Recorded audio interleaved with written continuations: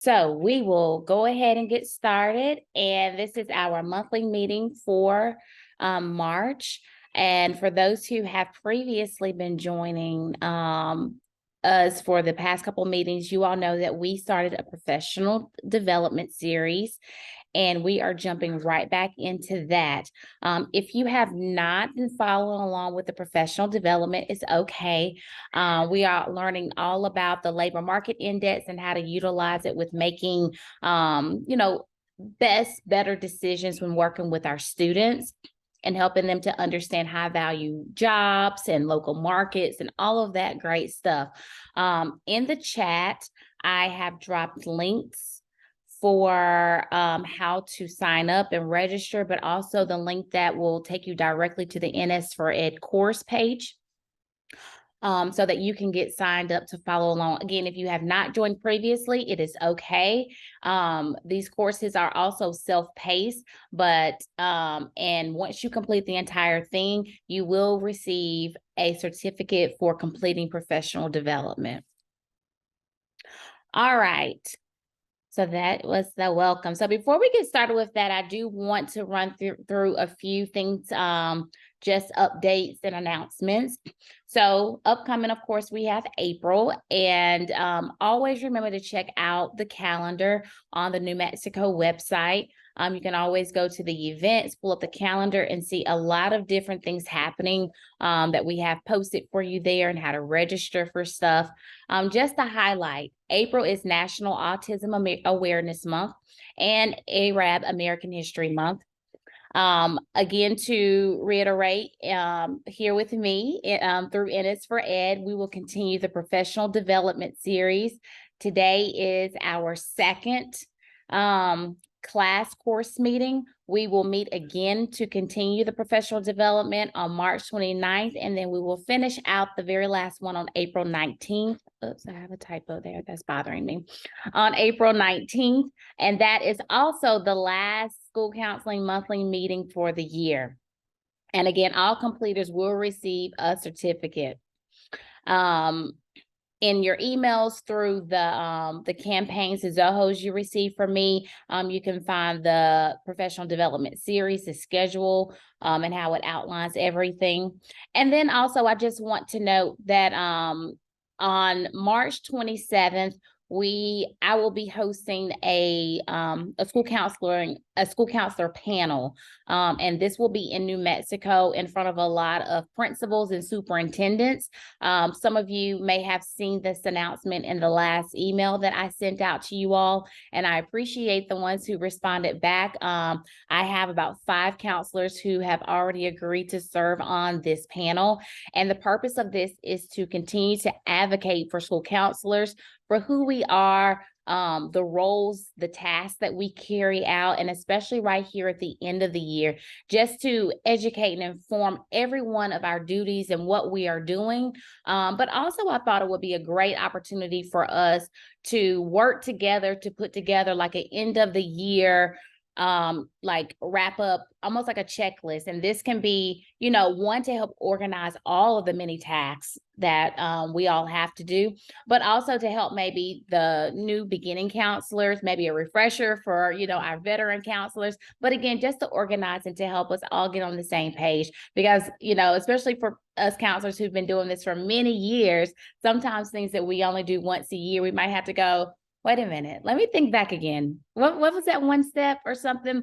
But again, just to organize and just put something down to document. And again, this is on March 27th. And once this is completed, this is something that will be shared with all school counselors, principals, and for superintendents as well. Again, this is a great way for us to advocate for who we are and to share all the great things that we are doing. Okay. So here we go. So for today, again, we are jumping right back into our professional development series, which is titled Introduction to the Labor Market Exploration for, oops, I got a lot of stuff in here. I'm sorry. And I have to fix it because it's going to bother me, for school counselors. And so today is module 2, and this is using the labor market index to connect to the future of work. All right, I didn't mean to do that.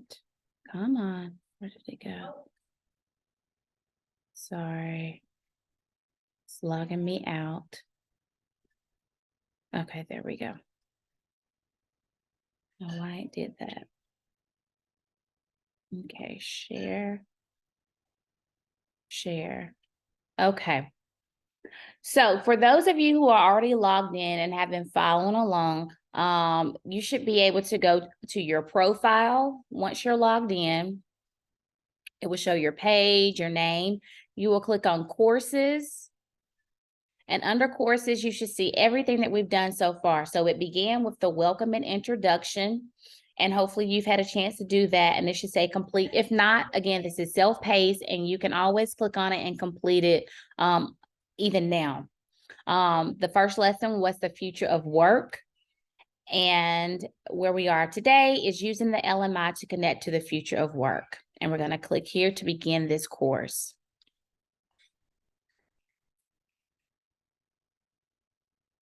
Okay. So in this lesson, we will cover connecting with the future of work, the power of awareness to inform and prepare, what is labor market information, LMI and local high-value careers, and then the P2C labor market exploration system. All right, key terms that we need to be introduced to. So this is something that is going to just make sure that we understand what these key terms are as it relates to connecting to the future of work and while preparing students for employment success. So the first one is economic factors.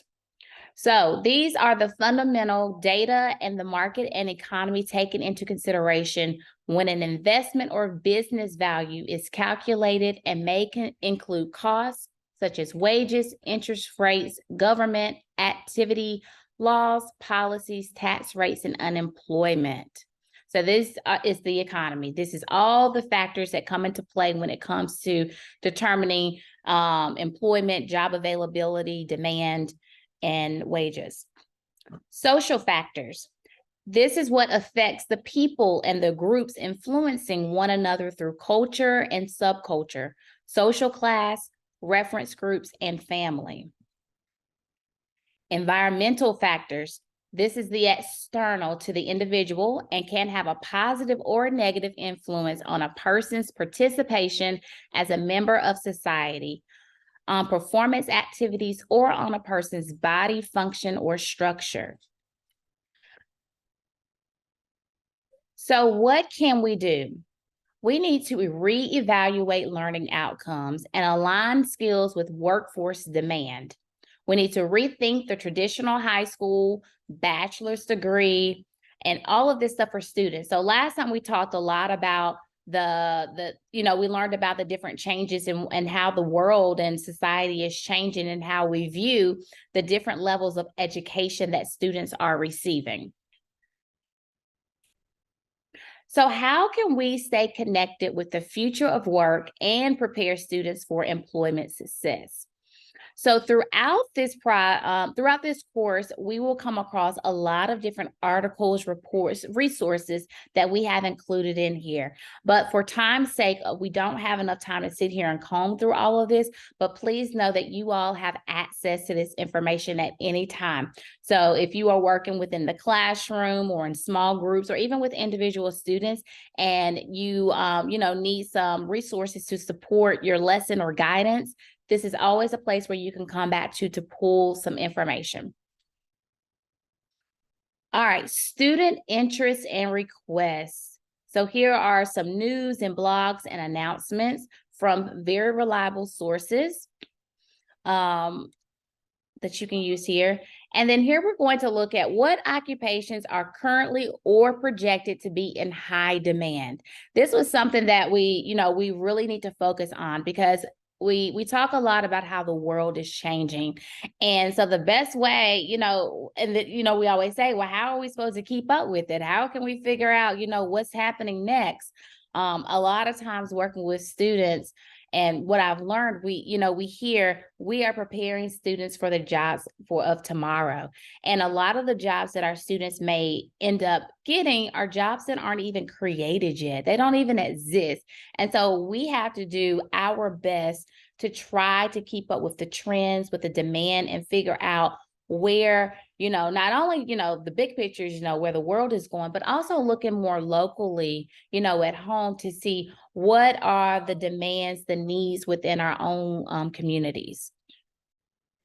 So here is just a graph that from the Occupational Outlook Handbook that's just showing you different occupations and numbers of projected jobs and income, because it's always a great thing to look at, what the jobs are, and then how many jobs are available, and what the cost of money is. But again, the key thing we want to highlight is not, we don't always want to look at just one factor of how many jobs, what's the demand, or how much is the pay. The good stuff, the key is to try to find where that matches, where we can find a job that's in good demand, but also is of high value. And remember, we identify high value jobs as jobs that make more than $35,000 a year. So you want a job that is in high demand and making at least, if not more than $35,000 a year. So if we're looking at this list right here, we could probably, identify registered nurses would meet that. And, the software developers. You don't just want a job because, you could have a job that makes $200,000, but it might only be 5 job openings in your local community. You really don't want those odds. Okay, reflection. Are there any opportunities in your school institution that could easily serve as a starting point for evaluating learning outcomes that align skills with workforce demand, such as human skills, digital skills, or STEM? So that's just something to think about and reflect on. How can me and my role within my school and community, how can I work to align the skills that is needed for the workforce demand? And of course, as school counselors, we always want to start through awareness, by informing students, by using the data, using the labor market index to teach our students more about the opportunities and what's available right here around us. So in this lesson, the overview was the factors that impact the future of work. We reviewed resources. Well, we didn't review, but I identified them. You could always go back in and review them, but I know nobody wants to stay here for, more than an hour. So we're going to get through it. But we are looking at and thinking about the projection for high demand. All right, so now we are going to go into the power of awareness, and that's, again, really where we come into play. Okay.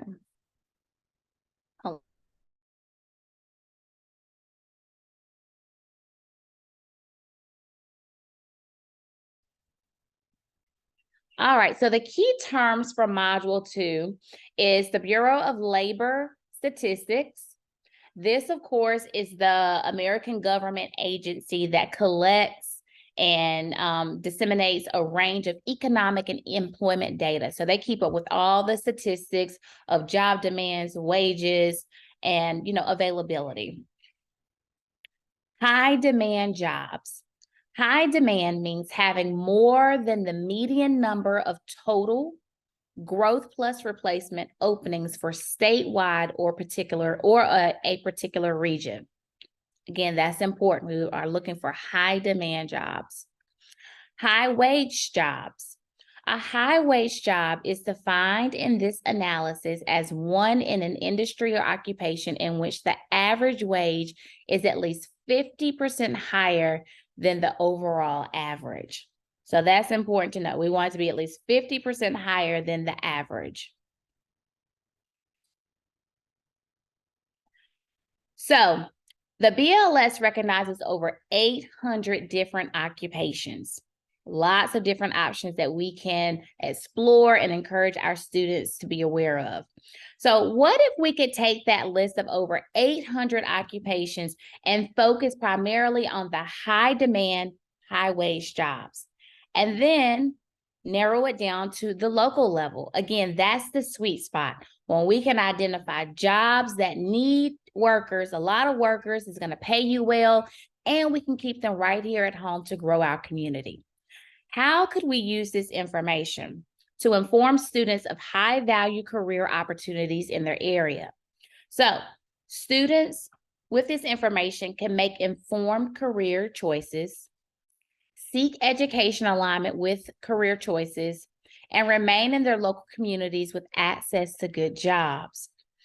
And one thing that I always like to identify when we're talking about this, because again, as school counselors, with us having this information about how to use the LMI, all the data, and then working with students right here in our community, I think it's a key alignment with us seeking out our community stakeholders and getting them more involved. That's when we can help to align internships, shadowing opportunities, set up career fairs. If we know the high demand, high value job, high demand, high wage jobs, then those are the companies, the people that we should invite to our school to speak to our students to help them to learn more about the opportunities that are right here at home.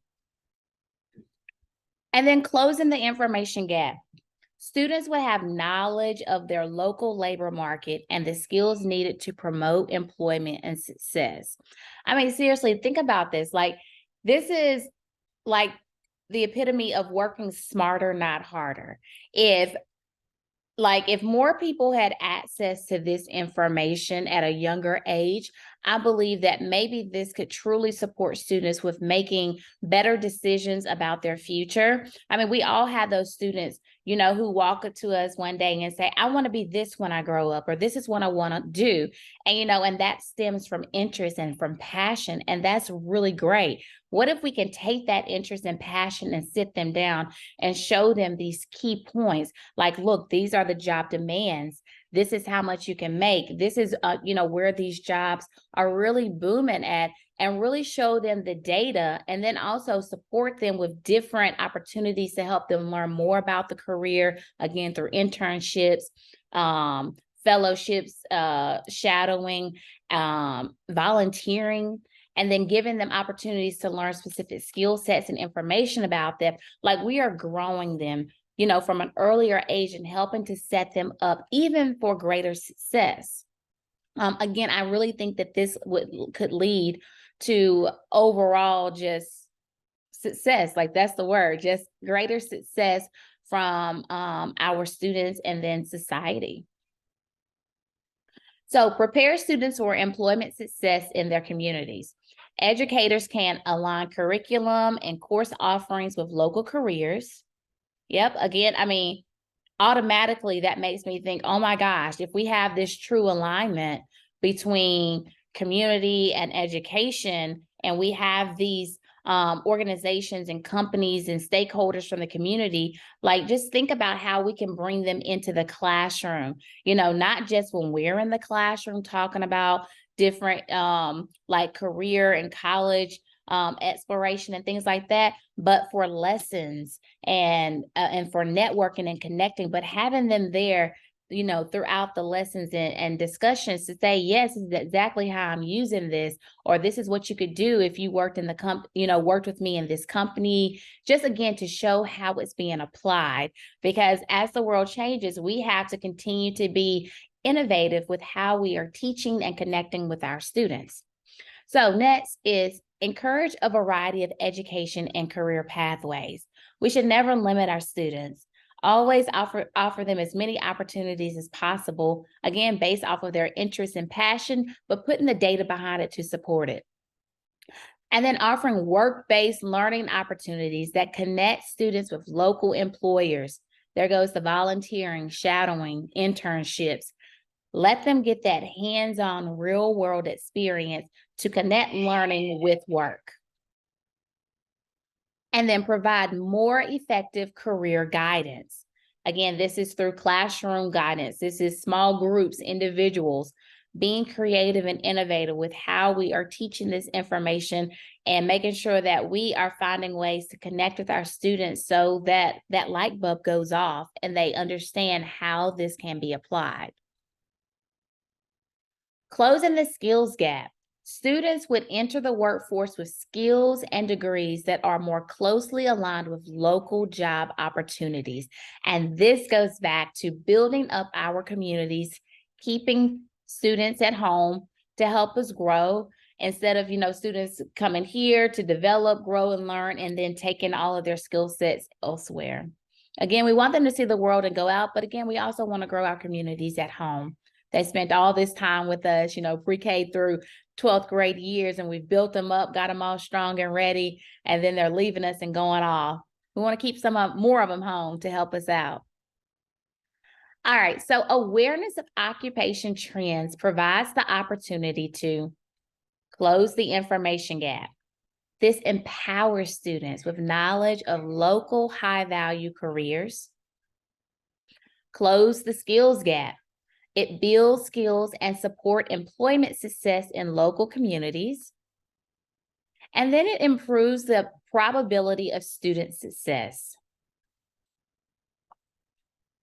So how can we develop awareness of local high-value careers? That's the big thing. And again, that comes with us as school counselors being creative and innovative, but also aware and knowledgeable about the LMI and what high value careers are and what the high demand jobs are, and us doing that research. And this all goes back to a very amazing tool that you all have 100% access to for free, and that's the P2C, the Navigator. So again, remember, it's right on your dashboard. And I think you guys can see it, hopefully. But when you go to the New Mexico School Counselors website, you click right up top, Navigator, and it'll take you right there to it. And you all have access to understanding and seeing exactly what your market, no matter what school district area you are in New Mexico, it will break it all down for you so that you can see exactly what those high value, high demand jobs are. Oh, did I lose my page? Okay, here we go. All right, so reflection. As you use your LMI data, are you prepared to translate findings into resources and enable students to make informed decisions? So I know at first all of this can seem overwhelming. I've been with NS4Ed only since September, and I know for me at first I was like, oh my gosh, this is so much to take in. But as you get more comfortable with using the Navigator, working through it, plugging in your locations and using all the tabs, you'll see that it is truly user-friendly. And it really does give you the reports that you need, and it can break down the information right there for you. And now it's just really about you being aware and then communicating this with students. All right, so we are now, so in this lesson, just to review, we talked about what high demand is, what high wage occupations are, and also review methods that would assist in closing the skills gap and strategies that will bring about increased awareness for presenting local high value careers. Again, that goes back to being knowledgeable, utilizing your resources, connecting with community stakeholders, and being creative and innovative with bringing the community and workforce together with education. Again, this should be more of a team.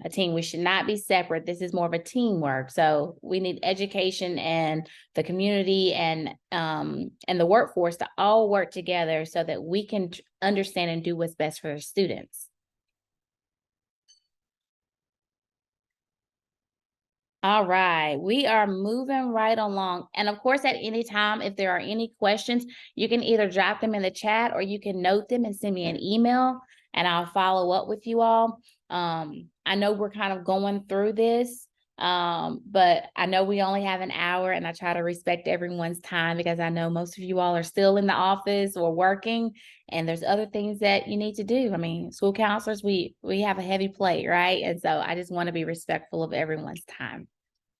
All right, so and again, you all have access to this information at any time. you can go back and go through it. So lesson 3, what is labor market information? So we're going to review some more key terms, and in this, we're going to learn more about the LMI and key statistics that reveal jobs with the most openings, highest wages, and the most growth. It's important to understand key terms as it relates to organizing the LMI around career clusters and identifying high-value careers within specific fields.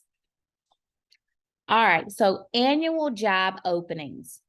This figure is derived by dividing total openings by the number of years in the user's selected time frame. Median salary, a figure that takes many salaries into account and reports the middle number in that set of salaries. Projected new jobs. This estimates how many people are likely to be employed in that particular occupation over a set period of time. Growth rate, a figure measured by the Bureau of Labor Statistics that tracks how many jobs are created in the country on a monthly basis. So what is labor market information? This is a collection of data compiled primarily by government agencies for the purpose of analyzing job trends, wages, employment status, and economic changes related to workforce development. This is extremely valuable and useful information that we should all be aware of.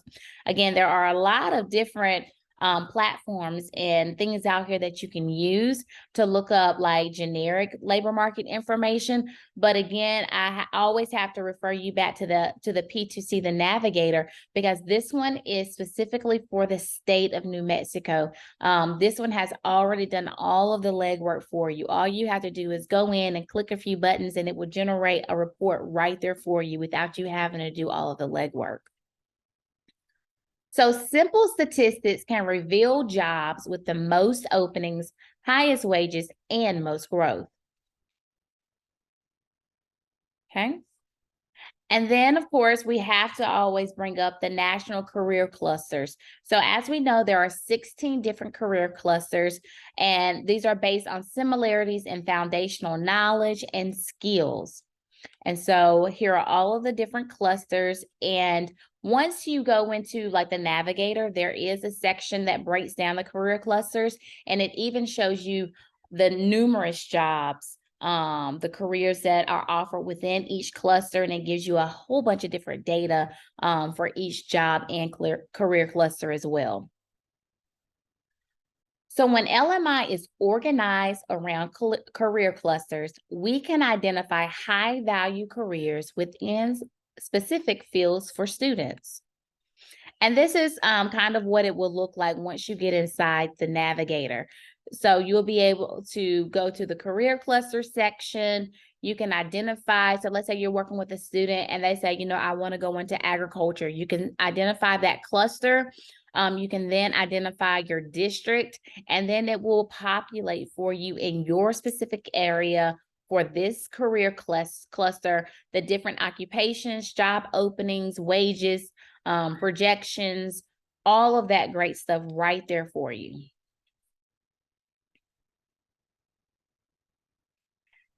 And for those that was in last month's monthly meeting on the 15th, we met with Miss Alicia Bennett, who it works here with us in professional development. And she actually gave us like a crash course in how to use the Navigator. The recording for that lesson is also shared on our website. So if you are looking for like a crash course in how to utilize the Navigator, please go back to the February 15th meeting date, and you can retrieve that lesson. And she did it all in maybe 30 minutes of just showing you how to utilize that Navigator. I think I have a, oops. It's not, I see a question popped up, but I can't see it. I'm sorry. Let me See if it's something I can respond to now. I took care of it. Okay, thank you. Thank you. Uh-oh, where did it go? Oh, there we go. All right, so the reflection for this section. What formalized processes do you have in place that allow you to analyze market data, present realistic careers based on categorized data findings, and create clear pathways for students? So I'm sure at some point you all take the time out to talk about career exploration. And maybe this is in the past, you've sat down and you've talked about the Outlook handbook, the occupational Outlook handbook, or you've taken an interest inventory with your students and shown them the data for that. Those are definitely great ways to start the conversation. But I have to say that we must continue the conversation by being informed by the data and then understanding it and then sharing that with our students. So just taking it a little step deeper by, utilizing the results and then aligning it with the labor market information and saying, hey, this is your interest. And then this is what the data shows us. If you stay on this path, then you're going to have high success for, getting a successful job in this field. You can make this much money, but these are the skills that you need. And here's how I can help connect you. So always just trying to be mindful and aware of how you can connect your students with their future plans and goals. Because again, that's one of the main reasons why we're here as a school counselor, to help provide resources and support our students to be successful citizens in this world. All right, so in this lesson, we talked about, and there was an overview of the labor market index, the key statistics that reveal jobs with the most openings, highest wages, and most growth. And I know that we say that a lot. And I know as counselors, sometimes that can kind of, you might sit with it a little bit and go, oh, I want to add something to it. I know for me, I always, I identify, we want to look for these high value jobs, but of course, trying to align it with students' interests and passions to make sure that it's truly a well-rounded overall good fit for our students. And, and again, that goes in with just being a resource for students, providing them with the information and access to opportunities out in the community to continue to learn and grow. All right, we are doing great on time. All right, and then lesson 4, the labor market information and local high value careers. So we're going to identify some more key terms. And in this one, it's important to understand these key terms as it relates to uncovering high value career destinations and providing insight into where and how students can achieve employment success. All right, so high value careers. This creates values through innovation to meet real underlying needs, produces products and services that are sustainable over time. High demand careers means having a demand for employment that exceeds the supply of qualified workers for occupations or skill sets in a labor market area. And then high wage careers, one in an industry or occupation in which the average wage is at least 50% higher than the overall average. So high value, well, let me start that. That should have been another way. High demand plus high wage equals high value. So this is how you hit that sweet spot again and ultimately get a high value job. This is in the way, can't see.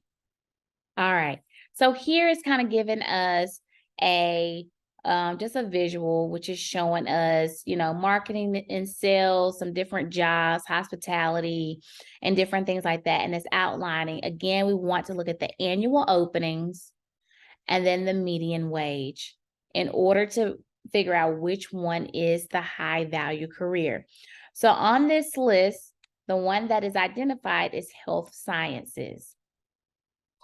It doesn't have the overall highest annual openings, but it does have high demand, and it definitely meets it surpasses the definition of high value with almost doubling the salary wage.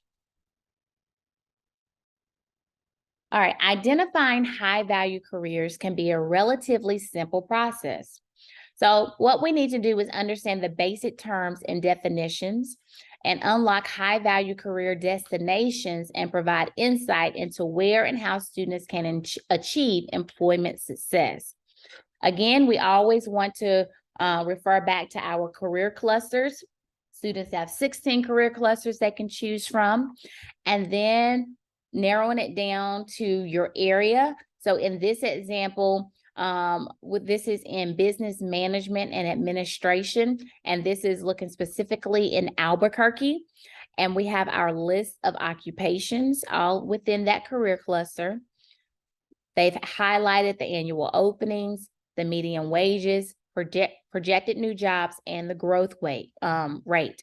Here, out of these 6 jobs, 3 of them have been identified as jobs that meet the definition of high value.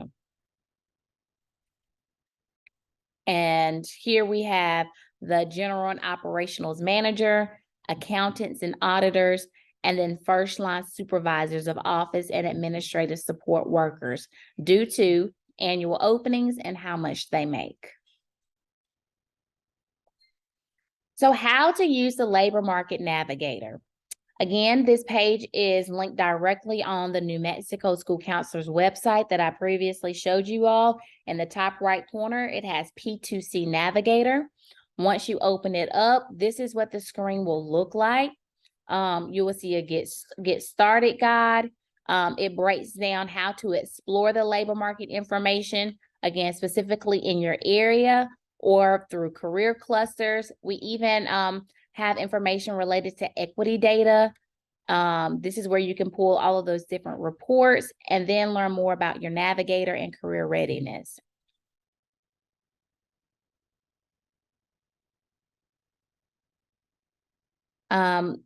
So reflection time. That was a short one, but again, the very first session we had was with Miss Alicia Bennett, and she broke down how to utilize the labor market information through the P2C Navigator. And that was from last month's monthly meeting, February 15th. And you all can retrieve that recording for like a 30-minute crash course if you would like more information. And also, even outside of that, if you need more support, you can always reach out to me and I can help you, or I can set you up with someone from Miss Bennett's office. We have plenty of supports for you to make sure that you understand how to utilize this amazing tool. All right, so in this lesson, you were presented with an overview of what defines careers that are of high value, high demand, and result in high wage careers. We also reviewed strategies to use when uncovering high value career destinations and providing insight on how students can achieve employment success. So here is the Module 2 summary, the key takeaways. So how this connects with the future of work. Again, we talked about how if we as counselors, educators, understand the labor market information, understand what high value jobs are. These are jobs that are in high demand and have high wages, and also understanding what our local market looks like, specifically to where we are, how we can use that data to support our students for the future. Because again, we are preparing our students for future jobs, future careers that again are potentially not even created yet. So about giving them the knowledge, awareness, and tools to just help keep up with the trends and to have them on the right track. And that starts with awareness of how to utilize the data. And then the power of awareness to inform and prepare. This is us, in the classroom with guidance lessons.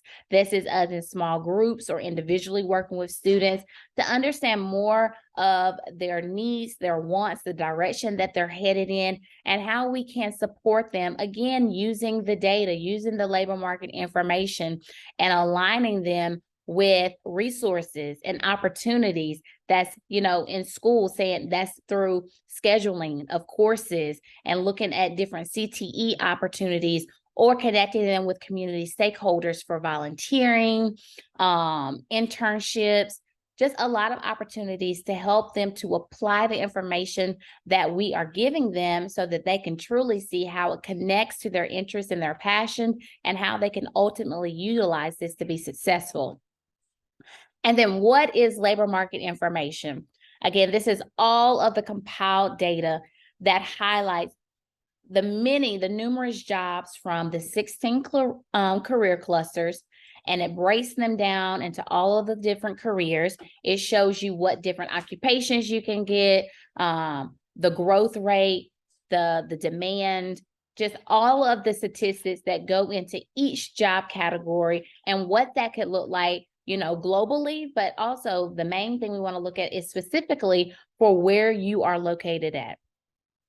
And then what the LMI and local high value careers are, identifying what they are, using the data, utilizing your resources. Again, that's the P2C Navigator. Or again, you don't have to. There are other resources out there. Again, you can look at the Occupational Outlook Handbook. That's usually like a go-to.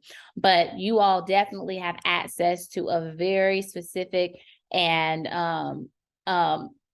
tool for the state of New Mexico that I really hope that you all use, because I think it's phenomenal. All right, so in summary, it's important to connect the future of work while preparing students for employment success. We have to be aware of the high demand, high wage jobs as we inform students about different career choices. You can examine the impact of closing the information and skills gap using the labor market information when presenting key statistics that reveal jobs with the most openings, highest wages, and most growth.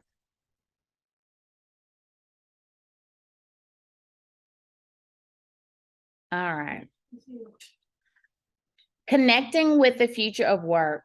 This is one of the most efficient and direct methods of connecting with the future of work to examine trends in specific occupations and reevaluate learning outcomes to align skills with workforce demands. So always just trying to be aware of the trends that's happening.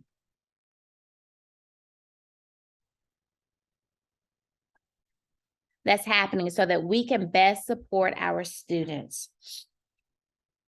And then the power of awareness. Again, the goal of closing the skills gap involves providing students with knowledge of their local labor market and skills needed to promote employment success. LMI, that organize data around the career clusters, and then those high-value careers. This is uncovering high-value career destinations and providing insight on how students can achieve employment success. So again, in this module, as in all modules, there are a list of numerous resources that you all can use. It starts with that P2C Navigator that I've talked about.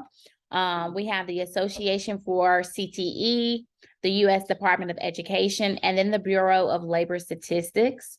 Here are some articles for resources that you all are free to use as you need.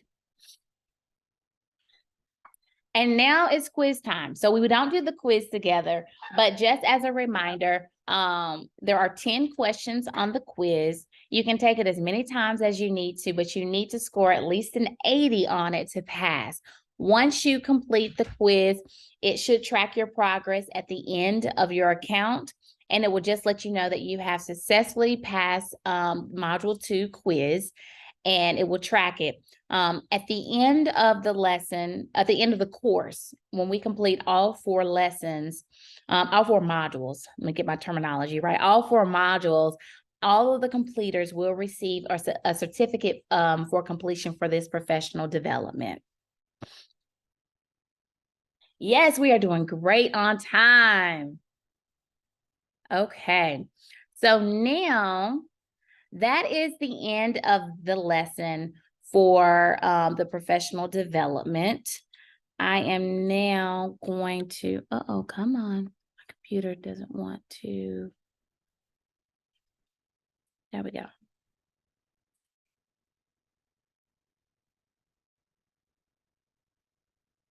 Okay, I'm going to share this screen. So now we have some time. Let's see. I'm going to check the chat and see if there's anything I can respond to now.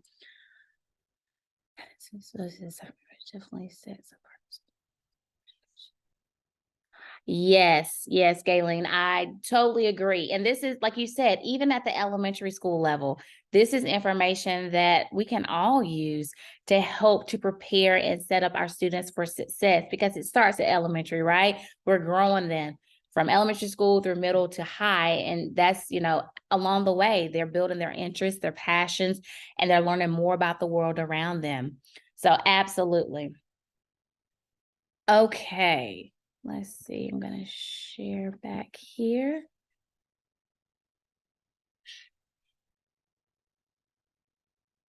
Oops, skipped.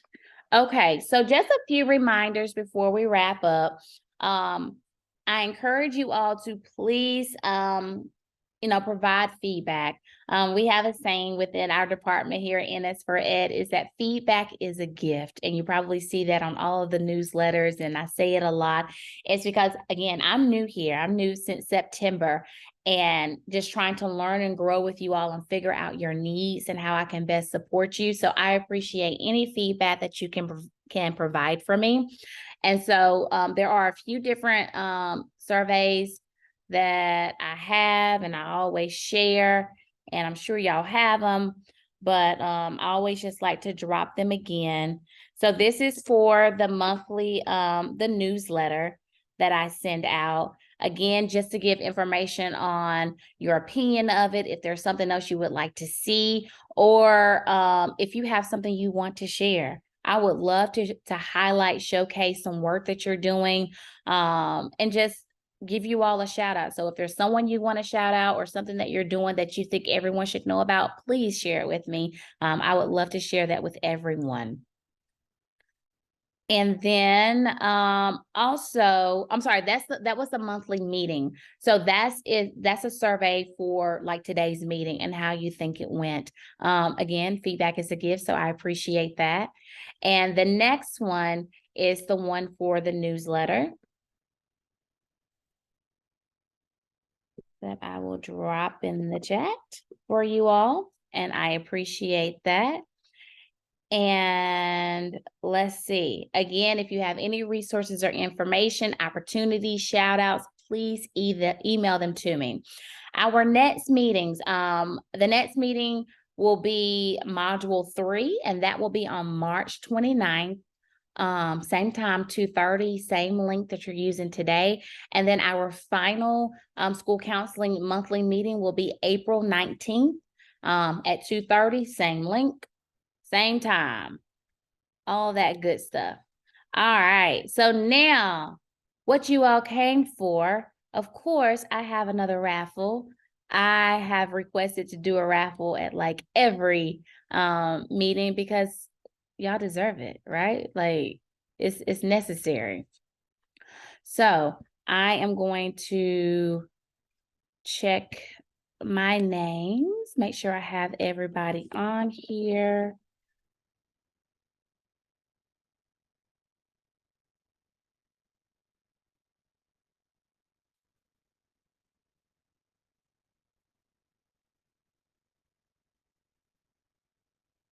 Few people came in here at the end. All right. So where'd y'all go? There you are. Too many tabs. Okay. So I think I have everybody's name on here now. And we are going to spin and see who is the winning school counselor for today's meeting is. Oh, that was close, Ron. You almost lost it by like this much. I was gonna scream for you. All right, Ron, you are the winner for today's gift card.